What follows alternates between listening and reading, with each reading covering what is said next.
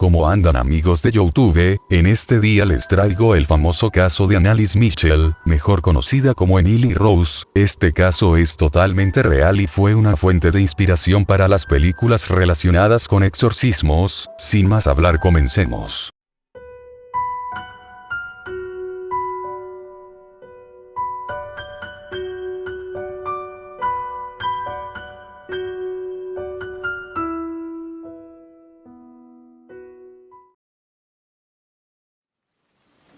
Annalise Mitchell, o mejor conocida como Emily Rose, fue una joven de nacionalidad alemana, nacida el 21 de septiembre de 1952. La familia Mitchell seguían muy de cerca la religión, tanto que eran muy estrictos con esta.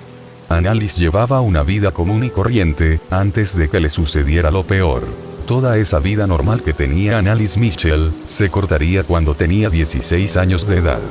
Annalise le decía a sus padres que cuando se acostaba a dormir y cuando se despertaba con raras posiciones, por ejemplo la cabeza mirando la pared y el cuerpo mirando a otro lado.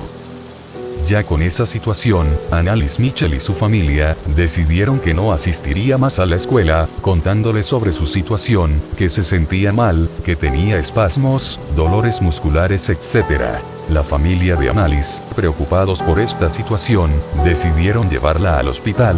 Los médicos le diagnosticaron epilepsia temporal, y con el caso de despertarse con extrañas posiciones, le dijeron que podría tratarse de sonambulismo. Los médicos le dieron los medicamentos que necesitaba Annalise. Parecía que todo iba bien, y que solo era lo que le diagnosticaron los médicos. Se recuperó temporalmente, terminó la secundaria, y decidió seguir estudiando para ser maestra, ya sin ningún síntoma gracias a la medicación y tratamiento que seguía. Pasarían 2 años.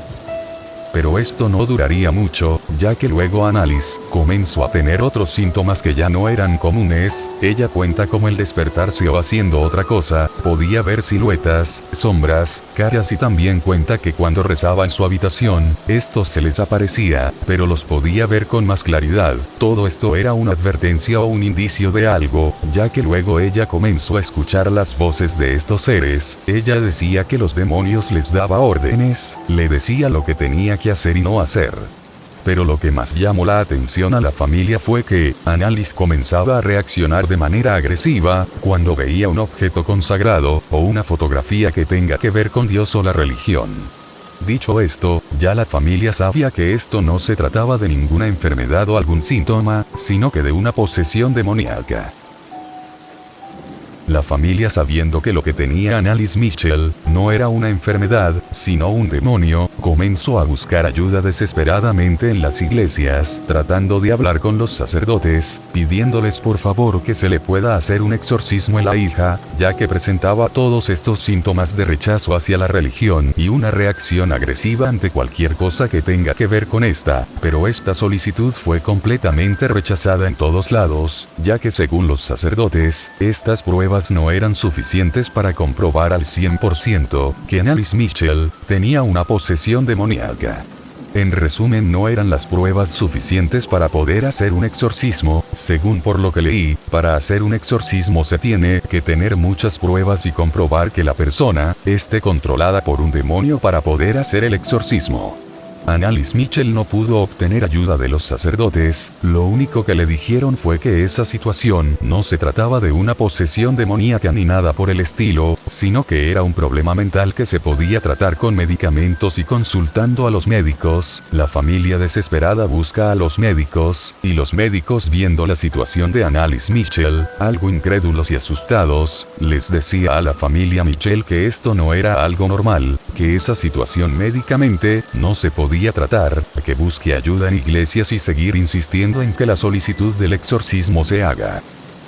Los padres de Annalise se cansaron de buscar ayuda en iglesias, y de que los sacerdotes los rechazaran. Siempre le decían lo mismo, que esa situación era un problema mental, etc. Pero la familia Mitchell estaba segura de que se trataba de un demonio y que se debería hacer un exorcismo inmediatamente. Llegó un punto donde hasta Annalise lo decía, nombraba los nombres de estos demonios, ya que eran 6 demonios y no uno solo. Después de tantos rechazos, el pastor Ernesto Stolt. Después de supervisar a Annalise Mitchell, el pastor le recomendó a la familia que tengan un acercamiento más a la religión, cosa que yo no le veo mucho sentido ya que esta familia era muy religiosa desde antes que todo pasara. Pasando el tiempo, Annalise Mitchell comenzó a agredir a su propia familia. Los padres tenían miedo de estar con ella, ya que quería lastimarlos y también quería morderlos. Annalise Mitchell comenzaba a gritar hasta lastimarse la garganta, dejó de dormir en su cama y comenzó a dormir en el piso.